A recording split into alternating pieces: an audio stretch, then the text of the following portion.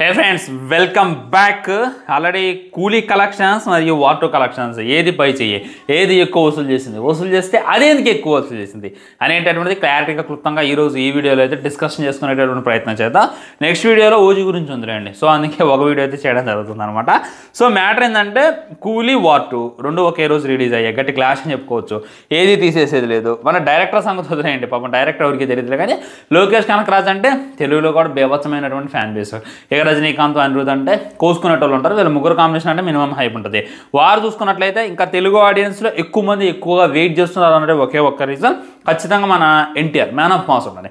ఆయన లేకపోతే ఇంత డిస్కషన్ వచ్చేది కదా. ఒకవేళ కూలీ వార్ రిలీజ్ అయ్యి వితౌట్ ఎన్టీఆర్ అయితే అసలు దీని గురించి అసలు వాదనే అవసరం లేదు.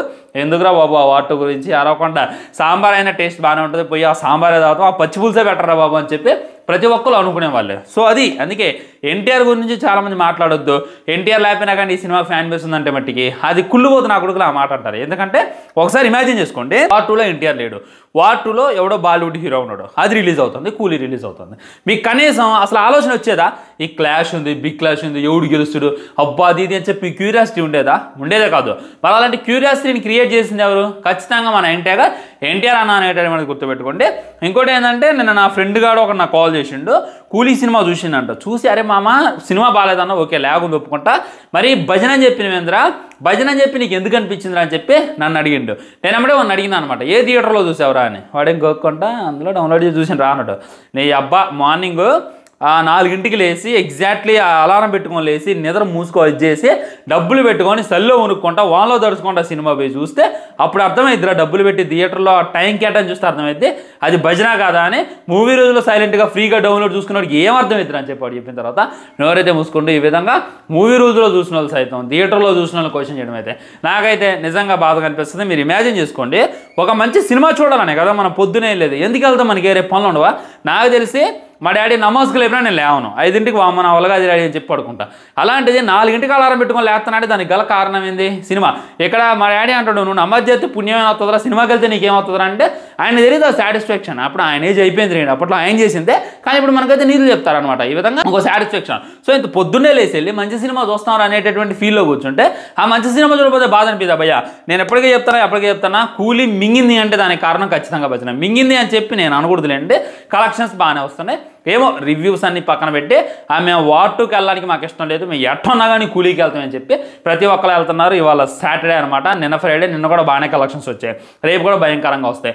ఓవరాల్గా నిన్న మొన్న కలెక్షన్స్ ఎంత వచ్చాయి, ఇవాళ ఎంత వచ్చాయి, అండ్ వార్2కి ఎంత వచ్చాయి అనేటటువంటి క్లారిటీగా క్లుప్తంగా మాట్లాడుకునేటటువంటి ప్రయత్నం చేద్దాం ఫ్రెండ్స్. మొట్టమొదట ఒక విషయం ఏంటంటే వార్2కి నెగిటివ్ లేదు, అది మీరు ఇది చేసుకోండి. సో చాలామంది చూసిందే కంటెంటే రుద్దుతున్నారు, మొత్తం ఆ స్పై యూనివర్స్ సినిమాలు మన మీద రుద్దారు, అంతకుమించి సినిమాలో ఏముంది, మన ఎన్టీఆర్ని ట్రోల్ చేయడం అది ఇది చేస్తున్నారు అనమాట. నేను చెప్తున్నా కదా, మనకి ఒక ఫ్రెష్ ఫీల్ తీసుకొచ్చినటువంటి సినిమా. అంటే ఎలాంటి సినిమాలు తెలుగులో ఉన్నాయా భయ్యా? ఓకే తెలుగులో ఉన్నాయేమో నాకు తెలియదులే, కానీ ఎలాంటి సినిమాలు ఎన్టీఆర్ ఎప్పుడైనా నటించిండా అది చెప్పండి మీకు. ఎన్టీఆర్ అన్న పులితో ఫ్యాక్షన్ డ్రామాలు చేసిండు, వేరే సినిమాలో నటించిండు, కానీ ఈ విధంగా యాక్షన్ డ్రామాలో నటించిండా? మీరు ఓపెన్ చేస్తే ఫ్లైట్లో ఫైట్ ఉంటుంది, కట్ చేస్తే ట్రైన్ మీద ఫైట్ ఉంటుంది, ఇంకా కట్ చేస్తే గాల్లో దడదడ ఉంటుంది, ఇంకా కట్ చేస్తే బోట్ మీద దడతది ఉంటుంది. ఇవన్నీ మీకు గాదరా బాబు, మంచకొండలో చేస్తే ఇద్దరికి బేకరమైనటువంటి ఫైట్ పెడతా, ఇవన్నీ మీకు సరిపోవా ఒక మంచి ఫ్లాష్ బ్యాక్ పెడతా, ఇది మీకు సరిపోదా మంచి ఎమోషనల్ సీన్ పెడతా, ఇది మీకు సరిపోదా లాస్ట్ మీకు ఒక మంచి అడ్వెంచర్ చూపిస్తా అని చెప్పి వార్2 చెప్తుంది. ఇంకేం కావాలి భయ్యా? చాలామంది ఎంత మింగి బ్రో అది ఇది అంటున్నారు. నేను మొన్న నాగవంశి మీద వీడియో చేసిన వాళ్ళు చూడలేదు అనుకుంటా, నాకు తెలిసి ఆ వీడియో చూసిన మీద కేసు కూడా ఎత్తారు. అలాంటైనా నాకు ఎందుకు ఎత్తారు డబ్బులు? సో వీళ్ళు ఆల్రెడీ పెద్ద సినిమాల వల్ల డాకురు అనేటటువంటి గుర్తుపెట్టుకోండి. చిన్న సినిమాలు వాళ్ళు వచ్చి అడుగుతారనమాట, ఈ విధంగా మా సినిమా ఒకటి రిలీజ్ అవుతుంది, దాన్ని కొద్దిగా ప్రమోట్ చేయండి, దానికి కొద్దిగా ఇది అండి అని చెప్పి అడుగుతారు తప్ప వేరే పెద్ద సినిమా వాళ్ళకి అంత అవసరం లేదు అనేటటువంటి గుర్తుపెట్టుకోండి. ఎందుకంటే మనం ఎంత పాజిటివ్ ఇచ్చినా కానీ అర్థమైపోద్ది. అదే జరుగుతుంది. నా మాటని చాలామంది సినిమాకి వెళ్ళి చాలామంది సాటిస్ఫై అయ్యి బయటకు వచ్చారు అనేటటువంటిది 100% వస్తాం. అది మీకైతే అర్థమైనా ఈ పార్టీకి. సో కూలీ మీద వార్2 100 టైమ్స్ బెటర్. కూలీ బాగలేదా బ్రో అంటే, మరీ అంత దరిద్రంగా ఉందా బ్రో అంటే, నేను చెప్తున్నాగా బ్రో కూలీ అప్ టు మార్క్ లేదు. సరే మీరు నాతో డిస్కషన్ పెడతారు కదా, లియో అనేటటువంటిది మన లోకేష్ కనకరాజు వరస్ట్ వర్క్ అని చెప్పి కూడా చాలామంది అంటారు కదా. లియోలో ఇంటర్వెల్లో ఒక సీన్ ఉంటుంది తెలుసా, బ్రెడ్ ఈజ్ స్వీట్ అనేటటువంటి సీన్ కన్నా ముందు ఆ సూట్ కేసు తాళం తీసి ఆ ఫోటో బయటికి తీసి స్విచ్తో కొడతారన్నమాట అర్జున్ గారు. అక్కడ ఒక మ్యూజిక్ పోయింది. ఇప్పుడు ఆ సీన్ చూస్తున్నా గూజ్ బంప్స్ వస్తాయి. నేను చెప్తాను కదా, ఆ ఒక్క సీను 100 కాదు 1000 కూలీలతో సమానం అనేటటువంటిది వాస్తవం అనమాట. సో ఏం లేదు, మన విజయ్ గారికి మాస్టర్ ఇచ్చిండు, లియో ఇచ్చిండు, మన కమల్ హాసన్ గారికి విక్రమ్ ఇచ్చిండు. రజనీకాంత్ గారికి కూలీ ఇద్దాం అనేటటువంటి ఒక తయారు చేసిండు. ఆల్రెడీ జైలర్ సినిమా హిట్ అయింది, జైలర్ సినిమా మొత్తం హిట్ అయింది.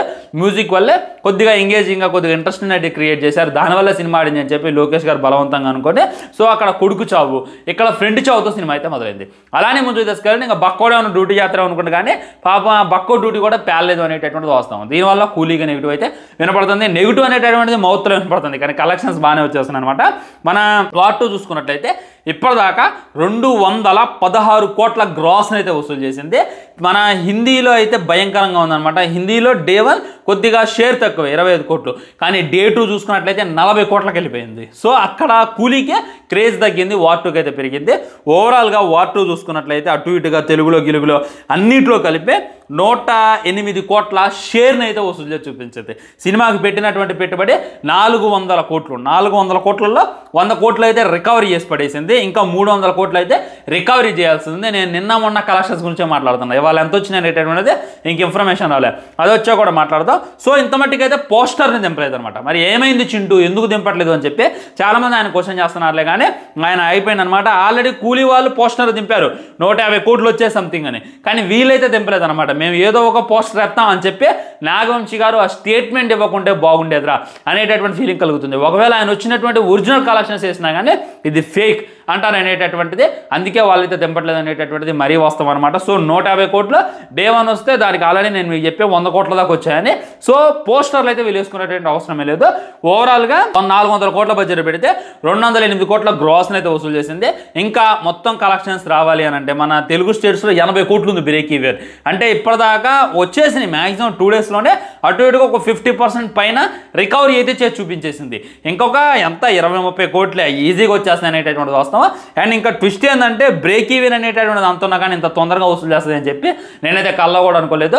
నిజంగా నాగవంశీ గారు అది మీ బాధ్యత అన్నప్పుడు దాన్ని బాధ్యతలాగా తీసుకొని ఎన్టీఆర్ ప్రతి అభిమాని సినిమాకి వెళ్ళారు, సినిమాని హిట్ చేసేటటువంటి ప్రయత్నం చేశారని చెప్పి క్లారిటీగా అర్థమవుతుంది. That is power of NTR fans. నేను ఆల్రెడీ చెప్తా కదా, ఎన్టీఆర్ ఫ్యాన్స్ అనేటటువంటిది ఫ్యాన్స్ అందు వేరే అనేటటువంటిది వేరే ఫీలింగ్ అనమాట. మరి చూడాలి, ఇంకనైనా ఆల్మోస్ట్ 300 కోట్ల బ్రేక్ ఈవెన్ ఉంది. మరి అది వసూలు చేస్తలేదు అనేటటువంటిది మనకైతే మ్యాక్సిమం సండే ఈవినింగ్ కల్లా అర్థమైపోతుంది ఫ్రెండ్స్. అండ్ మన కూలీ చూసుకున్నట్లయితే ఆల్మోస్ట్ భారీ బడ్జెట్ సినిమా 600 కోట్ల బడ్జెట్ సినిమా పెట్టారనమాట. ఇది ఆ మొత్తం గ్రాసు గ్రీసు మొత్తం కలిపి 250 కోట్లు 2 డేస్లో వసూలు చేసి చూపించింది. తమిళ ఇండస్ట్రీలోనే 2వ రోజులో 250 కోట్ల టచ్ అయినటువంటి మొట్టమొదటి సినిమాగా కూలీని అయితే పరిగణిస్తున్నారనమాట. మరి అక్కడ హిందీలో కలెక్షన్స్ తగ్గాయి, మన దగ్గర కూడా కలెక్షన్స్ తగ్గాయి. ఓన్లీ తమిళ ఇండస్ట్రీ నుండి కలెక్షన్స్ భయంకరంగా వచ్చేస్తున్నాయి అనేటటువంటిది క్లారిటీగా అర్థమవుతుంది. అది అనమాట ఒక 70 ఏళ్ళ ముసలాయన సినిమా రిలీజ్ అయితే ఏ రేంజ్లో క్రేజ్ ఉందో చూడొచ్చా. ఇక్కడ డైరెక్టర్ మ్యాజిక్ చేయాలబ్బా. హీరో బాగా నటించలేదంటే నటిస్తాడు, మ్యూజిక్ బాగుంటుంది అంటే ఉంటుంది, కానీ డైరెక్టర్ తన యొక్క మ్యాజిక్ ఏంటి అనేటటువంటిది చూపించాలి. జస్ట్ నెల్సన్ గారు జైలర్లో రజనీకాంత్ గారిని ఎలా నించోబెట్టే ఒక 3 గంటల సినిమా తీసిండు, కళ్ళు ఆర్పకుండా చూసిన వచ్చిన బ్లాక్ బస్టర్ చేసిన 800 కోట్లు ఇచ్చినావు. ఎందుకు ఇచ్చినావు? అందులో ఉన్న రజనీకాంత్ గారు భారీ ఫైటులు చేశారా, భారీ స్టంటులు చేశారా, భారీ యాక్టింగ్లు చేశారా, భారీ విఎఫ్ఎక్స్ ఉందా? అదేం లేదు. ఒక బుట్ట వేలని పెట్టారు, ఆడికి తగ్గట్టు వాడి బిహేవియర్ని కూడా పెట్టారు. ఆ తర్వాత ఇక మిగిలిన వాళ్ళు ఒక క్యారెక్టర్ రావటం అది ఇది అనమాట. సో దానివల్ల సినిమాకి అంతలా కలెక్షన్స్ వచ్చాయి. మ్యూజిక్ అనేటటువంటిది మెయిన్. దానికన్నా ముందు రజనీకాంత్ గారి స్క్రీన్ ప్రెజెన్స్ అనేటటువంటిది నేను చెప్తున్నా కదా. ఓన్లీ ఇప్పుడు మన స్క్వేర్ షేప్లో ఉంటుంది కదా మన స్క్రీన్, ఈ ఓన్లీ ఈ విధంగా ఉన్నా కానీ ఈ రకంగా డబ్బాకారంలో ఉండి ఇక్కడ రజనీకాంత్ గారు ఉన్నా కానీ సినిమాని ఎలా చూసేస్తారు అనేటటువంటిది వస్తావు. సో జైలర్ టెంప్లెటే మన లోకి గారు కూడా ఫాలో అయ్యింది, కానీ లోకి గారు అయితే అయిపోయింది అనేటటువంటిది వాస్తవం. సో ఆయన చాలా మంది ట్రోల్ చేయొచ్చు, కానీ నేనైతే ట్రోల్ చేయను, నేనైతే తిట్టలేను. ఎందుకంటే విక్రమ్ గుర్తొస్తుంది ఆయన ట్రోల్ చేయాలంటే, రోలెక్స్ గుర్తొస్తుండు ఆయన ట్రోల్ చేయాలంటే, ఢిల్లీ గుర్తొస్తుండు ఆయన ట్రోల్ చేయాలంటే, లియో గుర్తొస్తుండు ఆయన ట్రోల్ చేయాలంటే, హాస్టర్ గుర్తొస్తుండు ఆయన ట్రోల్ చేయాలంటే. అలాంటి ఆయన అయితే నేను ట్రోల్ చేయలేను అబ్బా. ఓకే టాలీవుడ్ మీకు రాజమౌళి ఉంటే మాకు ఆయన ఉండని చెప్పి ఆయన ఫ్యాన్స్ అన్నారులే, కానీ అదేం కాదనమాట. నెక్స్ట్ సినిమాతో భయంకరమైనటువంటి కంబ్యాక్ ఇస్తారు అని చెప్పి నేనైతే మనస్ఫూర్తిగా కోరుకున్నాను ఫ్రెండ్స్. ఇది అనమాట. పై చేయి అయితే కూలీకే ఉంది ఇప్పటిదాకా అయితే. సో ముందు ఏమైతే అనేటటువంటి వెయిట్ చేసి చూడాలి. ఇంకా ఒరిజినల్ కలెక్షన్స్ అయితే రావట్లా, వచ్చాక ఇంకో వీడియో చూసుకునేటటువంటి ప్రయత్నం చేద్దాం. వీడియో లైక్ చేయండి, షేర్ చేయండి, ఛానల్ సబ్స్క్రైబ్ చేయండి. వందే మాత్రం జై హింద్.